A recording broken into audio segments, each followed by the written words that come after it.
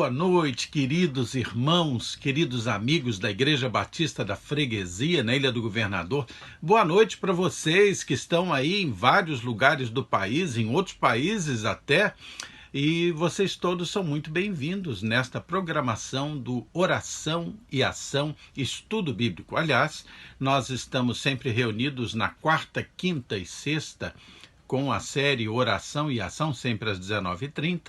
No domingo, às 9 da manhã, Escola Bíblica Dominical pelo Zoom, às 10h30, culto matinal pelo YouTube, às 15 horas, Escola Bíblica Dominical Kids pelo Zoom, e à noite, às 19h30, o nosso culto em família. E você é sempre muito bem-vindo. Que bom poder estar perto de você por essa ciência, boa ciência que Deus nos deu, essa tecnologia da informação. Muito bem. Vamos ver quais são os motivos de oração desta noite. Nós estaremos agradecendo a Deus pelos aniversários neste período, da Vanessa e do Rafael Bento, faz aniversário de casamento, do Antônio, da Valéria, da Rosiane, da Cristina, também da Elas, do Joel, do Hugo, da Dora e do Alberto e Ermita, esse casal querido, que está morando lá em Arraial do Cabo. Vamos orar pela saúde de Ana, esposa do pastor Ulisses, de Rejane, Marilac, Agnello, Janice, Márcia, Jerônimo e sua família, e pedir também a consolação de Deus para a família do pastor Benoni Miranda, que faleceu decorrente de Covid, né? Vamos estar orando pela Ana Clara, essa jovem querida, filha de Andréia e Joel. Como sempre, vamos orar pelos nossos governantes, sempre orando por eles, como nos indica a palavra de Deus. Orar pelos profissionais de saúde, pela campanha de vacinação no nosso país, orar pelos pastores e missionários, orar por aqueles que são mais vulneráveis também. Lembre-se que nós estamos envolvidos em ações sociais nesse tempo difícil, principalmente para aquelas famílias no entorno de nossa igreja.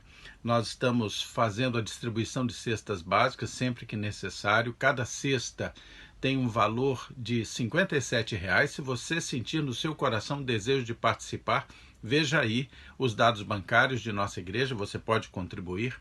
Nós estamos apoiando também uma instituição que é a Chácara dos Profetas, que trabalha com dependentes químicos. 60 homens estão sendo cuidados lá e eles precisam de todos os tipos de gêneros. Nós vamos estar levando esses materiais lá, nós estamos contribuindo com alimento, com roupa de cama, roupa de banho, sapatos masculinos, roupas masculinas, material de higiene pessoal, material de higiene para o local. Se você sentir o desejo de contribuir com algo, faça isso. Ligue para o 32836047, fale com Kátia, esse é o telefone de nossa igreja, principalmente segunda, quarta e sexta. Ou você pode levar essas contribuições lá no templo, no nosso templo, que é na Rua Magno Martins, 165, Freguesia, Ilha do Governador. Muito bem, nós estamos trabalhando, eu quero dar essa boa notícia para você, em melhorias no nosso templo atual, lá na Magno Martins 165, fazendo uma pequena reforma, fazendo uma revisão dos banheiros, telhados, pintura, para que tudo fique bonito, tudo fique funcional e seguro para quando nós estivermos retornando para os nossos cultos presenciais. Nós estamos aguardando as orientações do poder público no sentido de passar da fase vermelha, pelo menos para a fase laranja de contaminação, para que nós possamos dar início. Então, vocês orem por isso, orem por esse retorno. Nós devemos pedir isso a Deus, ok? Vamos orar por esses motivos todos. Hoje nós estamos dando início ao estudo do livro de Naum, como foi pedido. Nós vamos estudar Naum, que é um livro curtinho, e logo depois vamos entrar no livro de Gênesis. Olha que coisa linda, o livro de Gênesis é um livro extenso, com assuntos que são palpitantes, né? Assuntos de grande emoção até em muitas situações. Certamente vai ser um tempo muito bom em que nós vamos estar estudando de forma contínua, né? De forma a estudar versículo a versículo todo o livro agora de Naum e posteriormente o livro de Gênesis. Ok, vamos orar então, vamos pedir a bênção de Deus para esse tempo que nós vamos passar juntos agora, estudando o início do livro de Naum. Na semana passada, nós fizemos uma introdução ao livro de Naum. E agora vamos ver o primeiro capítulo do livro de Naum, ok? Feche seus olhos, vamos orar. Senhor Deus, muito obrigado pelo teu amor e tua bondade. Perdoa, Senhor, os nossos pecados. Quero suplicar a tua unção sobre mim, tua unção sobre nós todos, Senhor, para que nós possamos conversar, entender, discernir sobre a tua palavra, Senhor. Prepara-nos, Senhor, enche-nos de amor e me capacita, Senhor, eu te peço. Em nome de Jesus. Amém. Ok, abra aí a sua Bíblia, o livro de Naum, um dos profetas menores, vem logo depois de Miqueias. Então abra a sua Bíblia, nós vamos ler o capítulo 1 do livro de Naum, esse livro tão interessante, né? Profecia, uma profecia inspirada por Deus, que falou a este profeta Naum para que ele desse um grande recado a um povo daquela região, povo da Síria, e esse recado certamente se estendeu com o passar dos séculos, chegando até nós e nos ensina coisas extremamente importantes, relevantes e atuais também. Então vou ler o primeiro capítulo do livro de Naum. Vamos comigo? Vamos lá. O título aqui posto é A Ira e a Misericórdia de Deus. O texto começa assim: Sentença contra Nínive, livro da visão de Naum, o Elcosita. O Senhor é Deus zeloso e vingador. O Senhor é vingador e cheio de ira. O Senhor toma vingança contra os seus adversários e reserva indignação para os seus inimigos. O Senhor é tardio em irar-se, mas grande em poder e jamais inocenta o culpado. O Senhor tem o seu caminho na tormenta e na tempestade, e as nuvens são o pó dos seus pés. Ele repreende o mar e faz secar, e mingua todos os rios. Desfalecem Bazã e o Carmelo, e a flor do Líbano se murcha. Os montes tremem perante ele, e os outeiros se derretem, e a terra se levanta diante dele, sim, o mundo e todos os que nele habitam. Quem pode suportar a sua indignação? E quem subsistirá diante do furor da sua ira? A sua cólera se derrama como fogo, e as rochas são por ele demolidas. O Senhor é bom e fortaleza no dia da angústia, e conhece os que nele se refugiam, mas com inundação transbordante acabará de uma vez com o lugar desta cidade. Com trevas perseguirá o Senhor os seus inimigos. Que pensais vós contra o Senhor? Ele mesmo vos consumirá de todo, não se levantará por duas vezes a angústia. Porque ainda que eles se entrelaçam com os espinhos e se saturam de vinho como bêbados, serão inteiramente consumidos como palha seca. De ti, Nínive, saiu um que maquina o mal contra o Senhor, um conselheiro vil. Assim diz o Senhor, por mais seguros que estejam e por mais numerosos que sejam, ainda assim serão exterminados e passarão, e eu te afligirei, mas não te afligirei mais. Mas de sobre ti, Judá, quebrarei o jugo deles e romperei com seus laços. Porém, contra ti, Assíria, o Senhor deu ordem que não haja posteridade, que leve o teu nome. Da casa dos teus deuses exterminarei as imagens de escultura e de fundição. Farei o teu sepulcro, porque és vil. Eis sobre os montes os pés dos que anunciam as boas novas, do que anuncia a paz. Celebra as tuas festas, ó Judá, cumpre os teus votos, porque o homem vil já não passará por ti. Ele é inteiramente exterminado. Olha que interessante, né? Uma profecia para os assírios, especificamente ali sobre a cidade de Nínive, que era a capital da Assíria, né? Capital da Síria. Nínive era a capital da Síria e naquela época de Naum, Nínive era considerada a maior cidade do mundo. Era uma cidade muito grande, né? E muito importante. Era considerado o povo mais poderoso entre os povos do mundo naquele momento. Eles eram descendentes de Sem, eles eram semitas. Sem, um dos filhos de Noé. Havia uma descendência lá de um dos filhos de Noé, que deram origem, ou que deu origem aos assírios. Né? E há questões muito interessantes sobre o quanto aquela cidade era poderosa. Vocês sabem que naqueles tempos, centenas de anos antes de Cristo, as cidades eram, em grande parte das grandes e poderosas cidades, cercadas perdão, por muralhas.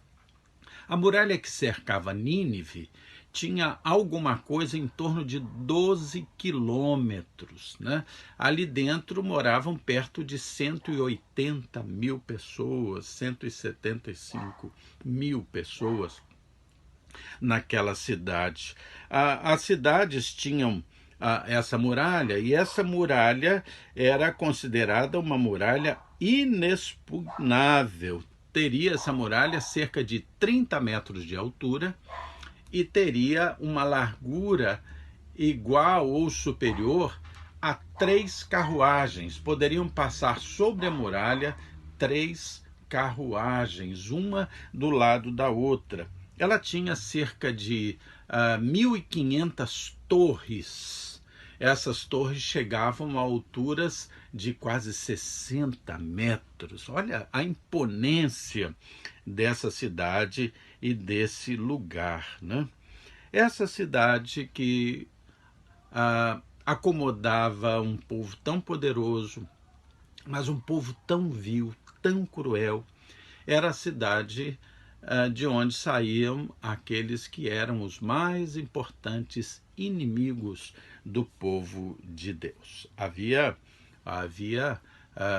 alusões muito fortes dos ataques dos assírios ao povo de Deus, ao povo de Judá. Né? Há muitos relatos nesse sentido. Muito bem, mas seguindo aí o texto, nós vamos ver aqui no capítulo 2, no versículo 2, o seguinte: o Senhor é Deus zeloso. Aqui nós vamos ver no versículo 2 várias das características de Deus. E é muito importante observar isso. Primeiro diz que o Senhor é Deus zeloso. A Bíblia vai dizer muitas vezes que o Senhor é zeloso, no sentido de ser cuidadoso, observador, não deixa passar nada desapercebido. O Senhor é zeloso, mas aí vai dizer também que ele é vingador. Sempre que aparecer a visão de Deus como vingador, entenda isso como promotor de justiça. Não é a vingança odienta do ser humano, não.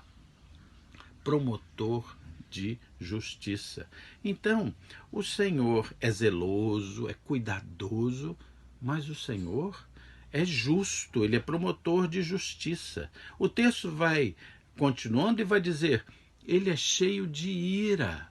O texto do versículo 2 diz, o Senhor é Deus zeloso e vingador, o Senhor é vingador e cheio de ira. A ira de Deus sobre o pecado é uma realidade bíblica. Nós gostamos muito de pensar em Deus como Deus de amor, bonzinho, zeloso, mas nós esquecemos que Deus tem também a sua característica de Deus justo, que tem ira pelo mal.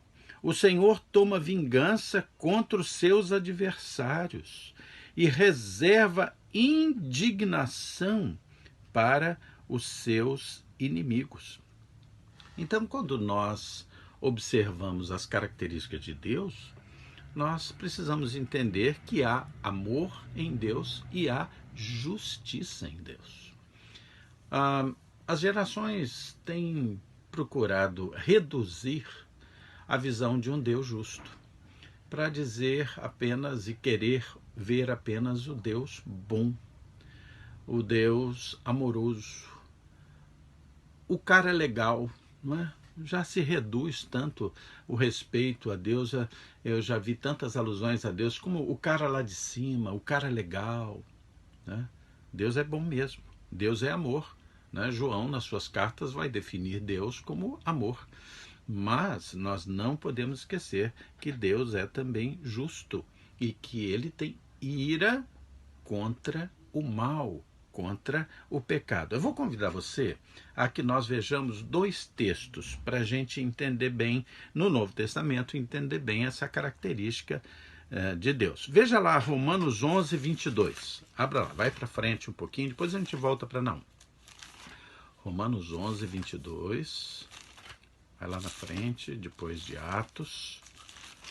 Romanos 11, 22. É bem interessante a gente perceber essa afirmação aqui de Romanos 11, 22, que vai nos dizer o seguinte, olha, considerai, pois, a bondade e a severidade de Deus, para com os que caíram, severidade, mas para contigo a bondade de Deus, e nela permaneceres, doutra sorte também tu serás cortado. O Senhor tem uma grande capacidade de perdoar aquele que caiu e se arrepende dos seus pecados. Mas ele é severo com aquele que cai nos seus pecados, mas não se arrepende, que não busca em Cristo a justificação.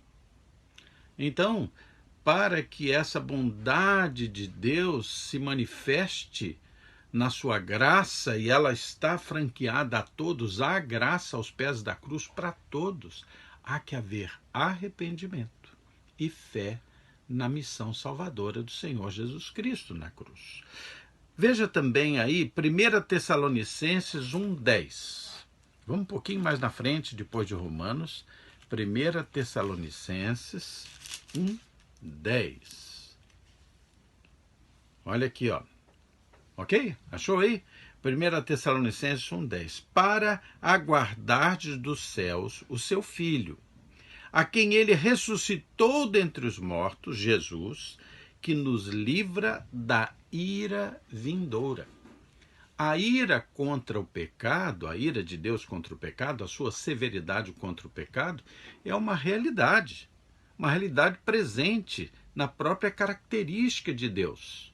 Mas ele nos enviou seu Filho Jesus para retirar de nós e lançar sobre si mesmo a ira de Deus contra o pecado. Então, lembre-se sempre que o Senhor é bom, mas o Senhor é justo. O Senhor é bom, mas é severo. E o texto deixa isso claro aqui, né? Agora vamos voltar para Naum e dar continuidade a essa profecia que está sendo lançada contra Nínive, a capital dos assírios, contra aquele povo. Agora, versículo 3 do capítulo 1 de Naum, que segue dizendo: o Senhor é tardio em irar-se. Aqui nós vamos ver algumas características de Deus também. O Senhor é tardio em irar-se. O Senhor tem tido paciência com o homem, com a raça humana, tem paciência com o seu povo. Ele não age por impulso, né? Ele é tardio em irar-se, ele quer dar todas as oportunidades para o homem se redimir. Então, o Senhor é tardio em irar-se, mas grande em poder, e jamais inocenta o culpado. O Senhor não dá jeitinho. O Senhor não varre o pecado para baixo do tapete. Há que haver arrependimento e fé. O Senhor tem o seu caminho na tormenta e na tempestade, e as nuvens são o pó dos seus pés. Aqui, quando o profeta vai desenvolvendo a sua profecia sobre o povo de Nínive, ele vai dando uma ideia clara para aquele povo quanto à onipotência e à soberania de Deus. Deus é tão grande, Deus é tão poderoso, é tão completamente poderoso e capaz que ele tem o seu caminho nas tempestades. As tempestades não são mais que o próprio caminho de Deus, ele pisa sobre elas. E as nuvens são como o pó dos seus pés. Sabe aquele pó que sobe quando a gente anda num local empoeirado? Aqui diz que as nuvens não são mais do que o pó dos seus pés. Versículo 4 vai nos dizer: ele repreende o mar, faz secar a míngua todos os rios. Desfalecem Bazã e o Carmelo, e a flor do Líbano se murcha. Ok, vamos aqui compreender um pouquinho esse versículo 4 aqui. Olha só. Nós temos aqui, certamente, algumas alusões, alguns paralelos com tantas maravilhas que o Senhor fez no meio do seu povo, do povo de Deus. Ele repreende o mar. Lembra quando o povo de Deus, saindo do Egito, ficou imprensado entre o Mar Vermelho e o exército egípcio atrás dele? O Senhor repreendeu o mar e o mar se abriu.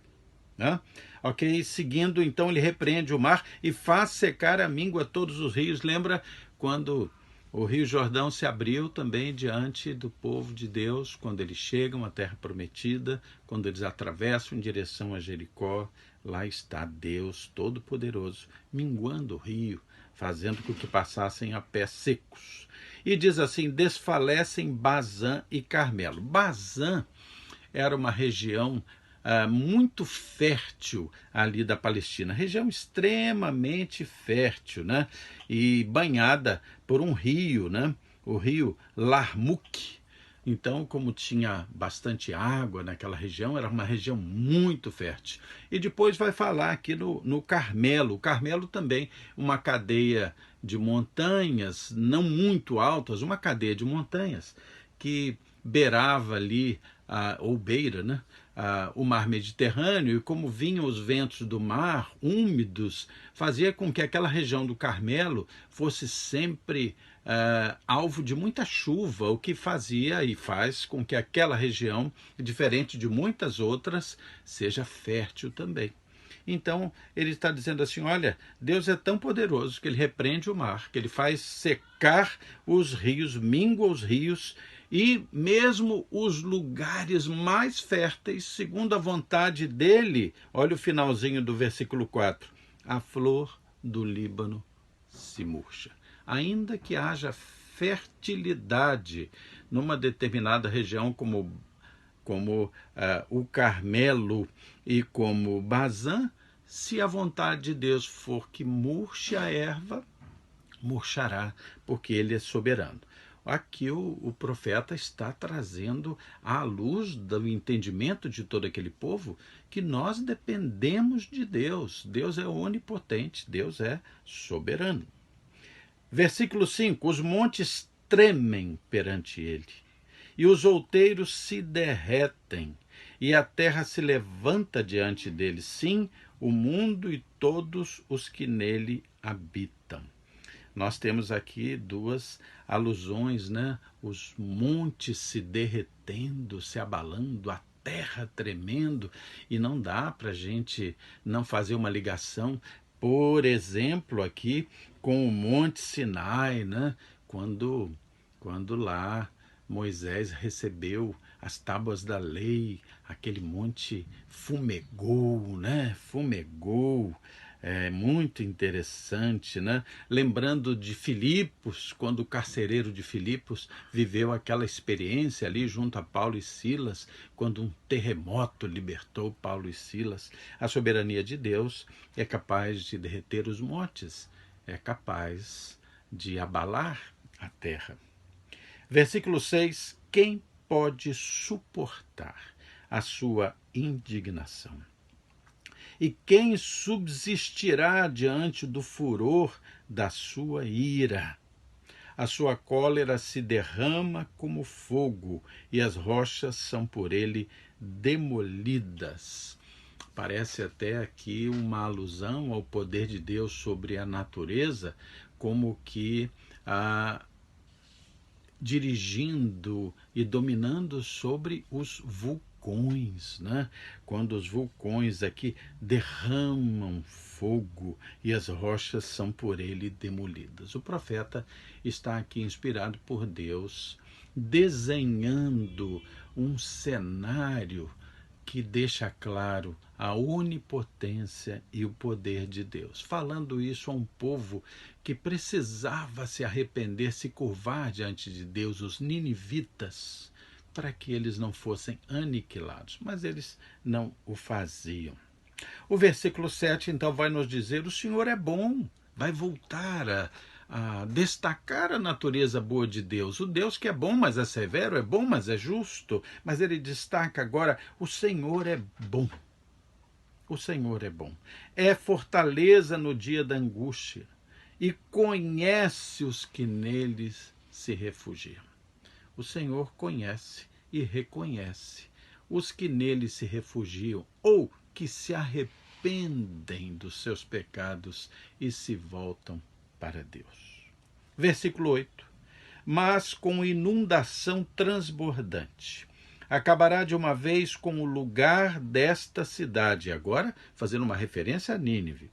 Com trevas perseguirá o Senhor os seus inimigos. Ali na região da cidade de Nínive passavam dois rios muito importantes, o rio Tigre e o rio Rocha. Dois rios ali passavam. E há uma alusão aqui, eu vou convidar você a virar a página e a vir aqui para Naum 2, versículos 6 a 8. Lembra que Nínive era rodeada por 12 quilômetros de uma muralha de 30 metros de altura e uma largura talvez de 6 a 9 metros, né? Talvez 6 metros, mas que tornava essa cidade inexpugnável.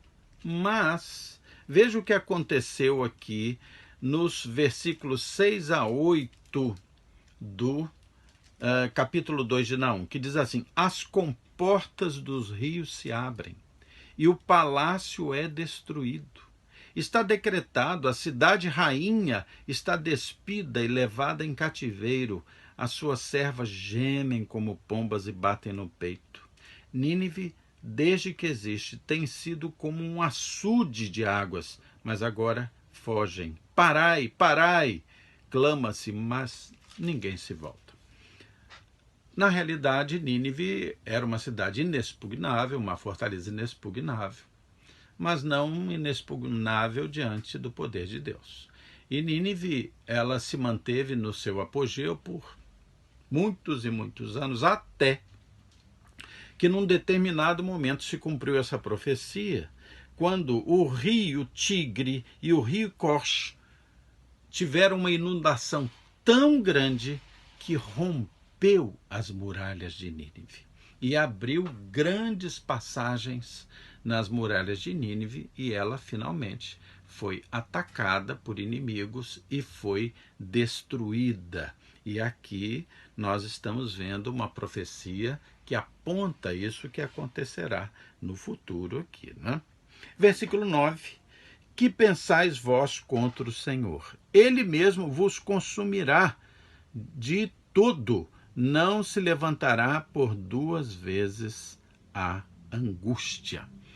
A Babilônia, um outro povo, foi dominador deles, dominador da Assíria, aqui num futuro previsto pela profecia. Versículo 10, porque ainda que eles se entrelaçam com espinhos e se saturam de vinho como bêbados, serão inteiramente consumidos como palha seca. A alusão aos espinhos é como se os espinhos, né, proporcionassem alguma proteção, e existe um tipo de proteção que é mais comum nas regiões africanas, nas savanas africanas, que se chama boma. As pessoas daquele lugar, os nativos, quando têm que dormir uma noite em meio às savanas e sabem das feras que é ali, fazem uma proteção em volta com galhos espinhosos, principalmente os galhos de acácia, fazem um boma e fazem uma muralha de espinhos em volta. Aquilo causaria alguma proteção. Mas aqui o texto está dizendo, olha, não adianta botar espinho em volta de você, não. Até porque, eu não sei se vocês sabem, mas os espinheiros secos são extremamente inflamáveis, muitas vezes utilizados também para atear fogo em algum lugar. Então, diz, olha, não adianta não adianta se entrelaçar de espinhos, porque eles serão consumidos, E vocês estão se saturando de vinho, e o vinho é capaz de deixar vocês ainda mais vulneráveis, né? As pessoas que estão bêbadas, elas estão letárgicas, elas têm poucos reflexos, pouca capacidade de reação. Então, a profecia está dizendo, olha, não adianta. Se o poder de Deus decidir que vocês serão eliminados, os espinhos que poderiam protegê-los serão queimados. E a bebida que poderia anestesiá-los vai ser o fator que vai deixar vocês ainda mais indefesos. Versículo 11 diz, de ti, Nínive, saiu um que maquina mal contra o Senhor, um conselheiro vil. Muito bem, esse que maquina mal contra o Senhor, há muitas ideias sobre quem seria. Uma das possibilidades é estar se referindo a um dos reis daquela situação, que se colocou contra o povo de Deus num momento muito clássico de uma invasão e um cerco feito por Senaqueribe, era um rei daquela cidade, da cidade de Nínive, ali do seu palácio, né? E ele andou oprimindo o povo de Deus. E essa opressão que ele exerceu ali contra o povo de Deus acabou sendo vencida pela ação de um anjo do Senhor, que numa noite matou o exército de Senaqueribe. 185.000 soldados foram mortos do exército invasor de Senaqueribe pela ação de um anjo. Você pode ver isso aí em 2 Reis 19. Deixa marcadinho, volta um bocado aí, vamos lá para 2 Reis 19, que você vai ter uma visão desse momento. 2 Reis 19, versículo 36 e 37. Olha aqui, ó. Retirou-se, pois, Senaqueribe, rei da Síria, e se foi, voltou e ficou em Nínive. Olha o que diz o 35, o versículo que veio antes desse. Então, naquela mesma noite, saiu o anjo do Senhor e feriu no arraial dos assírios 185.000. E quando se levantaram os restantes pela manhã, eis que todos estes eram cadáveres. Não adianta o povo que despreza Deus, que se põe contra Deus, aqueles que detestam a Deus e aqueles que maltratam o povo de Deus historicamente, em algum momento serão justiçados pelo bom Deus, pelo severo Deus.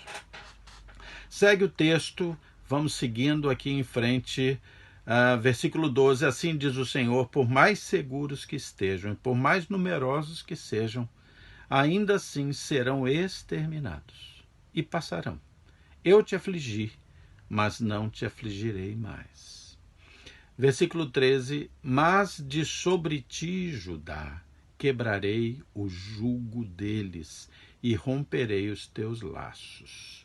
Ou seja, Judá, ali, local do povo de Deus, seria livrado da opressão do jugo da Assíria. A Assíria, por muito tempo, subjugou Judá. E nem sempre ela destruiu Judá. Interessou a Assíria subjugar Judá, matar os seus valentes e manter o povo ali subjugado, para que o povo pagasse tributos altíssimos à Síria. e o povo se mantinha em situação miserável diante do tanto que tinham que pagar de tributo à Assíria para que a Síria não matasse todos. Então aqui o Senhor está dizendo, está explicado, olha, sobre ti, Judá, quebrarei o jugo deles, o jugo dos assírios, e romperei os teus laços. Estaria livrando o povo de Judá. Versículo 14. Porém, contra ti, Assíria, o Senhor deu ordem, que não haja posteridade que leve o teu nome. Ou seja, Nínive, a Assíria seriam aniquilados, e as suas gerações posteriores nem sequer existiriam. Da casa dos teus deuses exterminarei imagens de escultura e de fundição. Farei seu sepulcro, porque és vil. Ali o Senhor manifesta a sua abominação, a idolatria. A idolatria. Não tem nada de mais adorar um ídolo. Não. O texto é muito claro. É abominação a Deus. O Senhor não divide a sua glória com ninguém. Com ninguém. E aqui há uma sentença de destruição para com a Assíria, para com Nínive, porque ela era vil. Versículo 15, então, eis sobre os montes os pés dos que anunciam boas novas, do que anuncia a paz. Novamente as boas novas seriam anunciadas naquele lugar. A paz de Deus iria retornar. Celebra as tuas festas, ó Judá, cumpre os teus votos. É aqui um incentivo, uma exortação, uma admoestação a Judá, o povo de Deus, que cumpra o seu voto com Deus. Queridos, uma das piores coisas que alguém pode fazer é fazer um voto com Deus e não cumprir. A Bíblia diz que é melhor que não votes com Deus, ou seja, não faça um acordo com Deus. É melhor que não faça do que fazer e não cumprir. Era o povo de Deus. O Senhor estaria agora destruindo o jugo, a dominação daquele povo assírio que tanto mal fez ao povo de Deus. E quando você faz mal ao povo de Deus, você está fazendo mal a Deus. E agora o Senhor está dizendo, muito bem, vou livrar vocês. E agora vocês cumpram os seus votos comigo. Finalmente, porque o homem vil já não passará por ti. Ele é inteiramente exterminado.